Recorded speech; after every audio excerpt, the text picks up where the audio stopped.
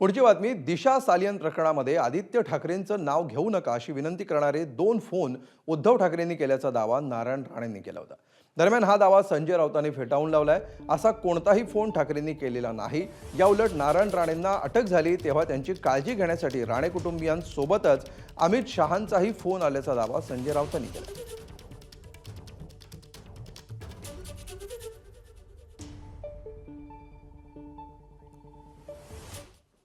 घरी चाललो होतो मी, तेवढ्यात एक फोन बांद्रा क्रॉस केल्यानंतर मला आला, नार्वेकर, मिलिंद नार्वेकर यांचा।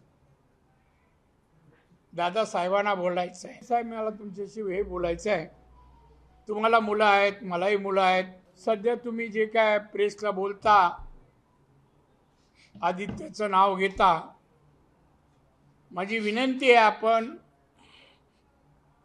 आपण त्याच्यामध्ये त्याचा उल्लेख करू नये, तुम्ही जरा सहकार्य करा। ठीक आहे।